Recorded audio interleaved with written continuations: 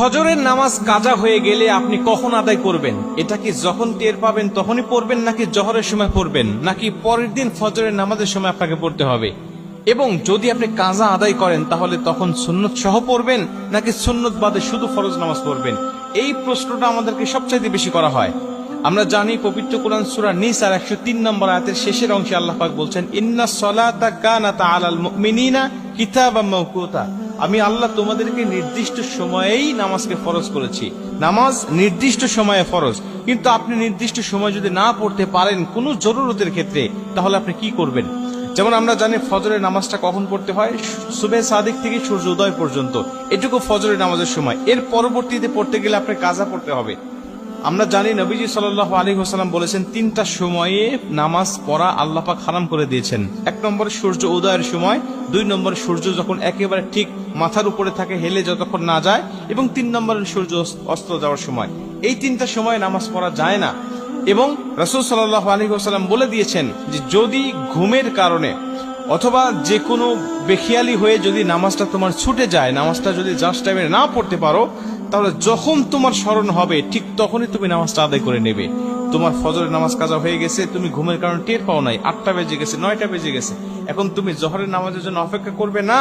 জোহরের নামাজের জন্য অপেক্ষা নয়, তুমি তখনই উঠে তুমি নামাজটা আদায় করে নেবে। এখন তুমি নামাজটা কিভাবে পড়বে? 2 রাকাত সুন্নত সহ নাকি শুধু ফরজ পড়বে? রাসূল সাল্লাল্লাহু আলাইহি ওয়াসাল্লাম বলেন, ফজরের নামাজের 2 রাকাত সুন্নতের গুরুত্ব কত বেশি জানো? আম্মা জানা আয়েশা বলেন যে সমস্ত দুনিয়া এবং দুনিয়ার মধ্যে যা কিছু আসে সবকিছুর থেকে ফজরের নামাজের 2 রাকাত সুন্নতের দাম আল্লাহ পাকের কাছে অনেক অনেক বেশি। এবং নবীজি অন্য একটা হাদিসের মধ্যে বলেন যে তোমাদের ঘোড়া যদি ছুটেও যায়, তোমাদের ঘোড়া যদি চলেও যায়, তারপরেও তোমরা 2 রাকাত নামাজ ছেড়ে দিও না, এই 2 রাকাত সুন্নত নামাজটা তোমরা আদায় করবে। এই হাদিস থেকে বোঝা যায় ফজরের নামাজের গুরুত্ব অনেক অনেক বেশি। এবং আমরা এটাও জানি যে ফজরের আগে এমন হলো যে আমি জামাতে নামাজ পড়ছি, কিন্তু এখন দেখা যাচ্ছে আমি সুন্নত পড়তে পারতেছি না, বা সুন্নত পড়লে জামাত পাবো না।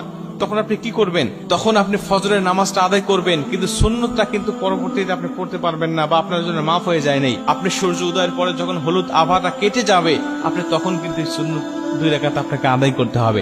তার মানে এটার গুরুত্ব অনেক বেশি।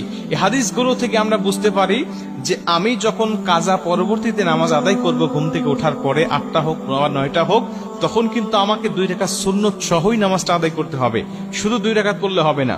কিন্তু যদি এমন হয় যে আপনি জোহরের আগে আর পড়তেই পারলেন না, জোহরের পরে আপনি এই ফজরের নামাজটা আপনি কাজা তুলতে হচ্ছে যে কোনো কারণে, তাহলে জোহরের পরে যদি হয়ে যায় তখন আর আপনার এই 2 রাকাত সুন্নত পড়তে হবে না।